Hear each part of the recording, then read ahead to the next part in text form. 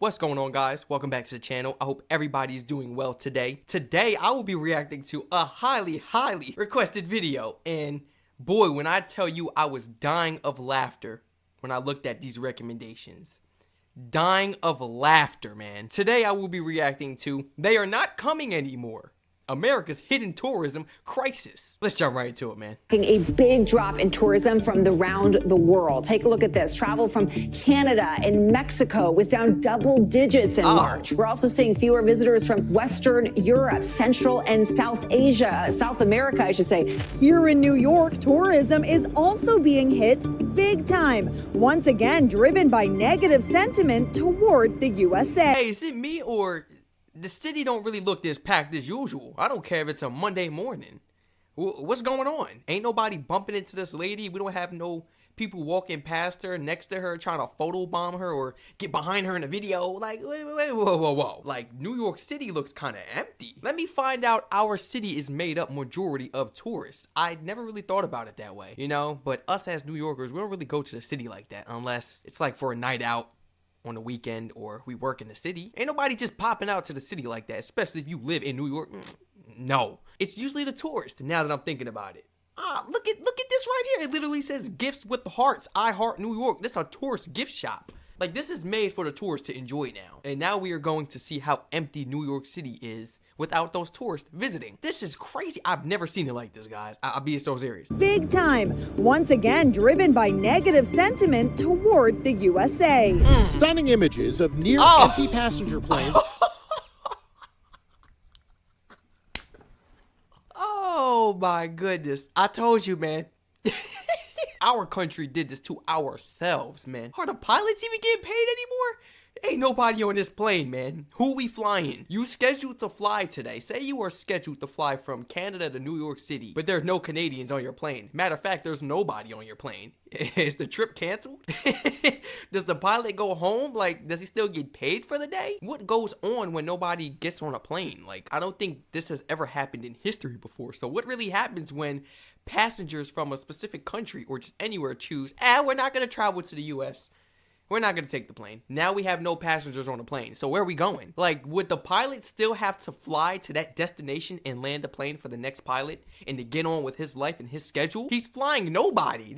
Oh my goodness. Oh, I told you this start happening. And it's going to get worse and worse. Tourism is also being hit big time. Once again, driven by negative sentiment toward the USA. Stunning images of near-empty passenger planes are popping up on social media. These international flights have many tourists flying to the USA. Wait, to think we debated upgraded for more space, winning an economy on this one. I know that's right. I sit right behind the wing. We got the main cabin and we got basic economy. Look, it's a win-win for everybody. As a matter of fact, is first class open? And there's another caption right here. So this was in Toronto, Fort Myers. This picture of the inside of the plane. Practically an empty flight. I got on late and there was no one on here when I got on. Finally, a few people joined me. Think they lost money on this flight, you think? Social media. These international flights have many tourists flying to the USA practically alone. Shauna Massengill flew from London to Chicago. Look, barely anyone on board. There was nobody there. There was nobody in my row. It was really shocking. I've never been on a flight like that. Something strange is happening in 2025. For decades, the United States stood tall. And mind you, this is only to the U.S. This is only to the United States of America. Man, let me hop on a flight right now to Cancun. It's jumping. I bet you it's jumping. Only the U.S.? Something strange is happening in 2025. For decades, the United States stood tall as the dream destination, the land of skyscrapers, movie stars, and bucket list vacations. But this year, that dream is cracking. Global tourism is changing fast, and for the first time in a generation, the U.S. isn't on the winning side. In the past, travelers came not just for the views, but for what America represented: freedom, innovation, opportunity. But now, concerned. People are second-guessing. They're skipping the Statue of Liberty, avoiding Times Square, choosing other destinations. Not because of distance or price, but because something deeper is shifting. In country after country, we're seeing the same pattern: hesitation. Not loud, not dramatic, but steady and growing. Business travel is stalling. Student exchanges are declining. Entire airline routes are quietly disappearing, and the data doesn't lie. In 2025, American tourists... Wait, what did he just say about the airlines? Business travel is stalling. Student exchanges are declining. Entire airline routes are quietly disappearing. Oh, airline routes. I thought he said airline companies. I almost lost my marbles. I was going to say, it's getting serious like that. We got to get rid of some of the airlines. Falling. Student exchanges are declining. Entire airline routes are quietly disappearing, and the data doesn't lie. In 2025, American tourism is no longer the safe bet it once was. According to the U.S. Travel Association's April snapshot, international visits have dropped significantly across key regions, including Western Europe. What's causing this? It's not one big moment. It's a combination of many. And the people within the countries of Europe, they're deciding not to travel to us because it's not because of the tariffs. It's just like the loyalty, man. The United States is not loyal. So, I mean, I see why they're deciding like, and this goes for all the other countries as well. We are no longer a reliable partner at all. We are known as liars. Backstabbers. You know, we were the ones that decided to put our foot down and decide that we could have mass production, manufacturing ourselves. You know, thinking we were the big dogs, so let's boss around these countries and this and that. No, you can't just get over on people like that. So what they gonna do? They go get over on us. And how do they do that? Affecting our economy. They're not traveling to our country. So small businesses, big businesses, franchise, all affected. Everybody's affected. I'm talking about mommy and pop shops to the world's famous restaurants in the city. Affected just like that. Airfare, just traveling overall is affected. I don't care if it's a train, a bus, a taxi, a Uber, a airplane. I don't care what it is. I don't care if it's a submarine, man. Nobody's purchasing these seats. Nobody wants to travel to the U.S. And this really goes to show how powerful these other countries are. The U.S. is not powerful. If anything, we are weakening ourselves now. We did this to ourselves. Including Western Europe. What's causing this? It's not one big moment. It's a combination of many. Let's talk about trust. Yes. Across Europe and Oh my goodness. Oh my goodness. When I told you, I didn't even watch the video. I didn't even watch the video further. I did not watch this video farther at all. Oh my goodness. Did I not just say that?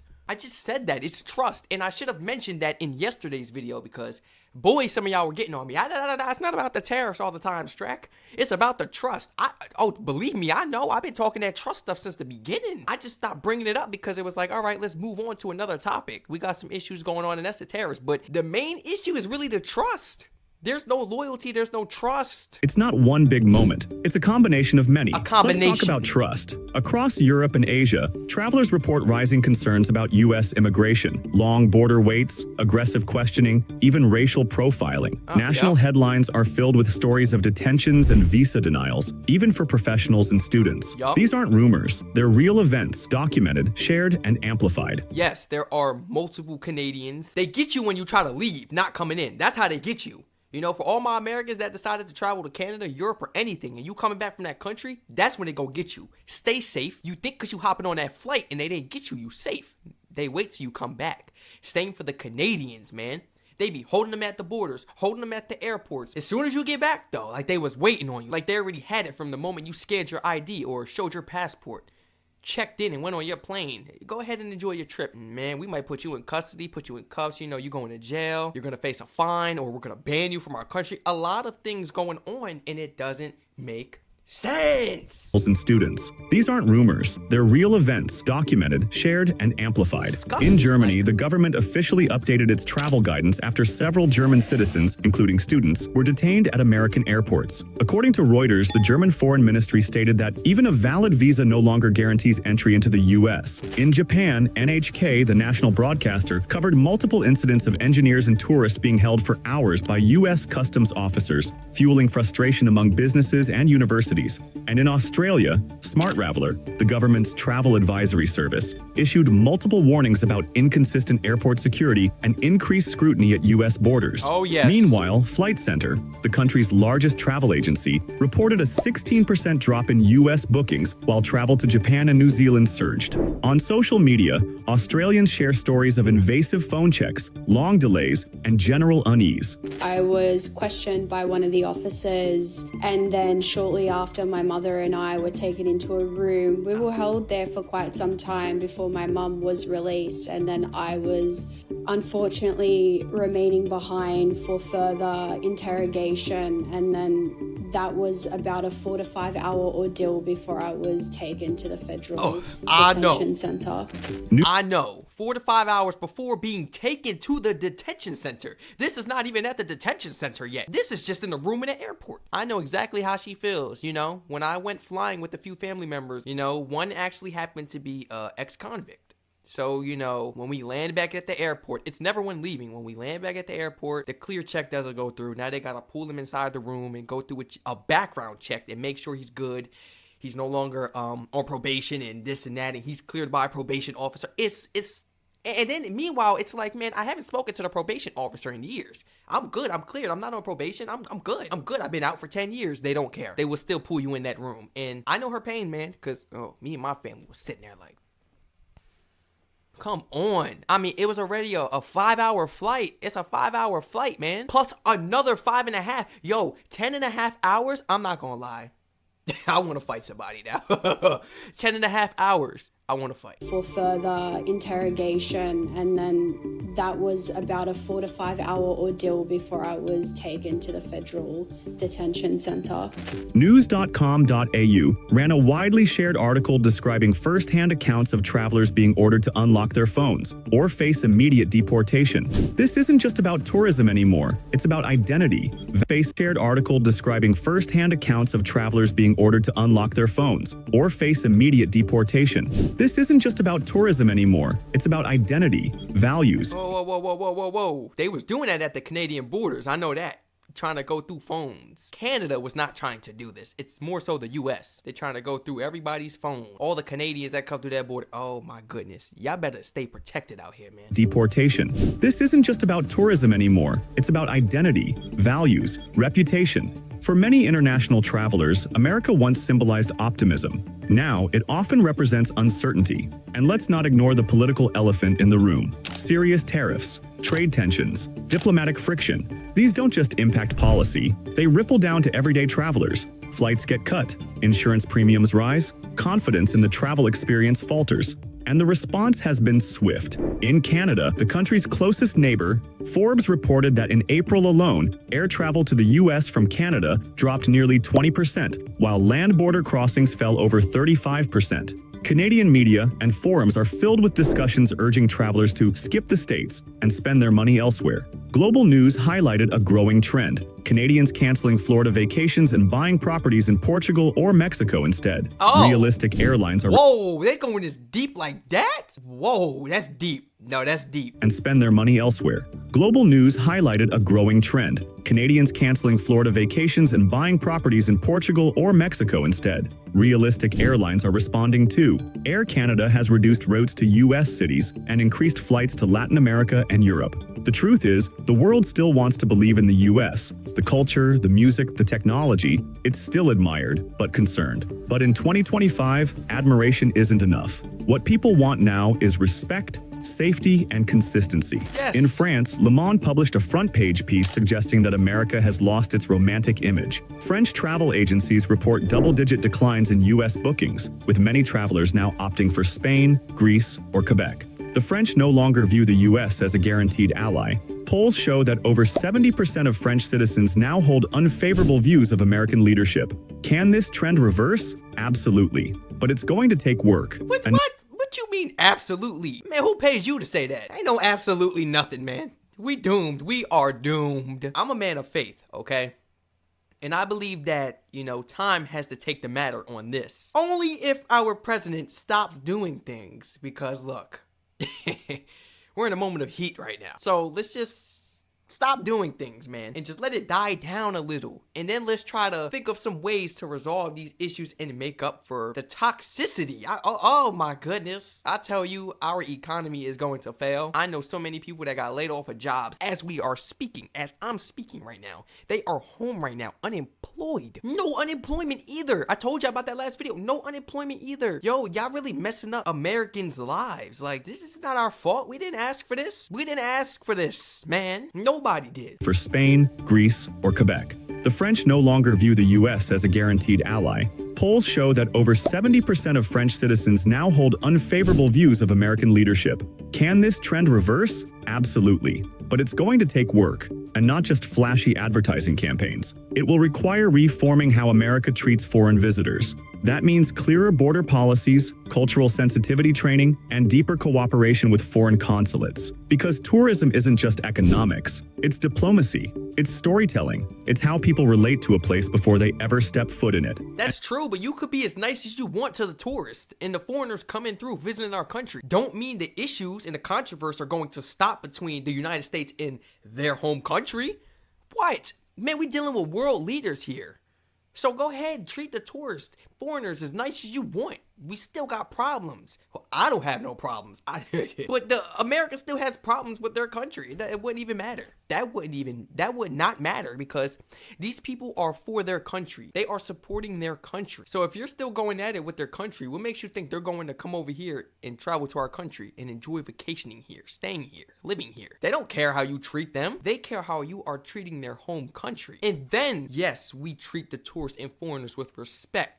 Like they're human beings. We don't discriminate. Then we start doing those things, man. But just deciding to be nice to any current travelers, you know, from foreign countries and all that, that's not going to change nothing. That's not going to help nothing. All you're going to get is a few travelers saying, they were nice to me at the border. They were nice to me at the airport. They didn't pull me aside. Okay, that's cool. But now let's look at the issues between our countries. It's bigger than just the tourists. Like he said, it's way bigger than just the tourists at this point. But we should be showing them respect at all times. Why are we not doing that? Diplomacy. It's storytelling. It's how people relate to a place before they ever step foot in it. And when visitors stop coming, it's not just lost money, it's lost trust, lost relationships. If America wants to remain a beacon of inspiration, it must repair more than runways. It must repair its image. Maybe that starts with empathy, with realizing that every traveler, every passport carries a story and deserves dignity. What do you think? Is the US still the dream destination it once was? Or are we witnessing a quiet unraveling of something much bigger? Drop your thoughts in the comments. And if you found this report insightful, hit like, subscribe, and share. Because understanding the shift in global tourism isn't just about where we're going, it's about where we feel welcome. That's in right. 2025, that welcome is starting to fade, and rebuilding it begins now. Man, and what's done in the dark comes to the light. I'm not trying to hear none of that, man. These issues are becoming more aware to people, to more tourists, more foreigners. Yes, they are becoming more aware to them. So there might not be any hope. I mean, like I said, we gotta let time take the matters of this, but oh man. And the US is definitely not the dream vacation or destination that people have in mind, like how they used to. Just like the American dream. Look, that is so bogus. We've exposed that a long time ago. The American dream is false. Let's stop with that. America used to be the place everybody wanted to move to, come and travel. Not so much anymore. We got a lot of people moving out now rather than moving in. You know, they're more scared of our country rather than, you know, feeling secure and safe when coming from their own. They want to move back to their country. I'm like, this is, oh man. The trust is gone. No loyalty. And I feel like America is kind of like two-faced, man. Kind of two-faced. You know, do you care about our tourists and foreigners or not? You can't selectively pinpoint which people you want to mess with at the borders and in the airport because they do. And the people doing that, you're wrong for that. The people watch this video and you're aware that you're the one doing that, you're wrong for that, man. You are wrong for that. I'm not pointing at my supporters. I'm pointing at the ones that are doing the wrong. Yes, you are wrong for that. Discriminating and being prejudiced against foreigners and tourists. Oh, well, and despite the issues we have with their country, you feel that may be another reason to go ahead and target them. Stop that now, man. You stop that now. Everybody let me know how you feel about this video. What are your thoughts on this topic right here? If you enjoyed this video just as much as me, feel free to like, comment, subscribe, and turn all post notifications on.